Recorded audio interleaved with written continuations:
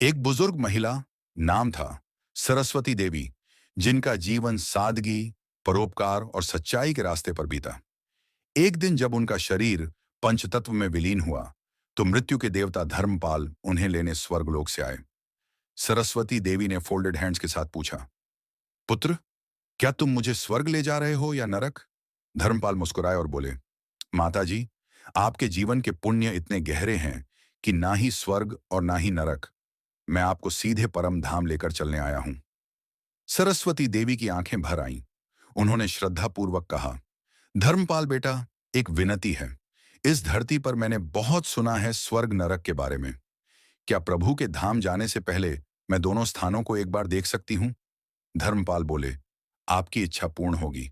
आइए, हम पहले नरक और फिर स्वर्ग होकर ही प्रभु के धाम चलेंगे। जैसे ही वे नरक पहुंचे, वहां का मंजर देख सरस्वती देवी सहम गईं। चारों ओर कराहते, रोते हुए आत्माएं, काले धुएं से भरा आसमान, बीमार और भूखे जीव। एक आत्मा उनसे बोली, मां, यहां आए अरसा हो गया, पर कभी पेट भर अन्न नहीं मिला। सरस्वती देवी को हैरानी हुई। उन्होंने पास में एक 300 फीट ऊंचा बड़ा सा बर्तन देखा, जिससे मिठास भरी खीर की सुगंध आ रही थी। उसी बर्तन के ऊपर एक बड़ी लकड़ी की चम्मच लटकी थी। उन्होंने पूछा, इतनी स्वादिष्ट खीर है, फिर भी तुम लोग भूख से क्यों तड़प रहे हो?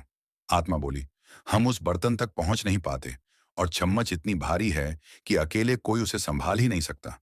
कोई साथ देने को तैयार नहीं, सब बस रोते रहते हैं। सरस्वती देवी का हृदय द्रवित हो गया। अब दोनों स्वर्ग पहुंचे। यहाँ की दुनिया बिल्कुल विपरीत थी।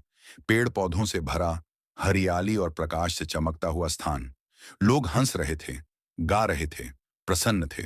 सरस्वती देवी ने देखा, वहां भी वैसा ही 300 फीट ऊंचा बर्तन था, खीर की वही खुशबू, वही चम्मच। उन्होंने लोगों से पूछा, बर्तन तो यहां भी उतना ही ऊंचा है, फिर आप सब इतने प्रसन्न कैसे? एक युवक बोला, माता जी, हमने पेड़ों की लकड़ियों से सीढ़ियां बनाई हैं। एक दूसरे की मदद से चम्मच को पकड़कर खीर निकालते हैं और सब मिल बांट कर खाते हैं। सरस्वती देवी चकित रह गईं। उन्होंने धर्मपाल की तरफ देखा, जिनके चेहरे पर एक शांत मुस्कान थी। धर्मपाल बोले, माता जी, स्वर्ग और नरक का निर्माण ईश्वर ने नहीं किया, बल्कि मनुष्यों ने स्वयं किया है।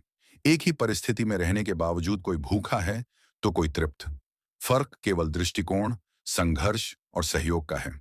जहां लोग साथ काम करते हैं, एक दूसरे की मदद करते हैं, वहां स्वर्ग बन जाता है।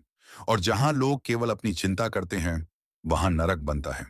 यही ईश्वर का नियम है। जो परिश्रम करता है, सहयोग करता है, वही फल पाता है। सरस्वती देवी की आंखों से आंसू बहने लगे। ये आंसू थे सच्चे ज्ञान के, जो जीवन की अंतिम घड़ी में भी नई रोशनी दे रहे थे। स्वर्ग और नरक कहीं और नहीं, हमारे कर्मों और दृष्टिकोण में बसते हैं। अगर हम मेहनत करें और दूसरों के साथ मिलकर चलें, तो जीवन में कहीं भी स्वर्ग बना सकते हैं।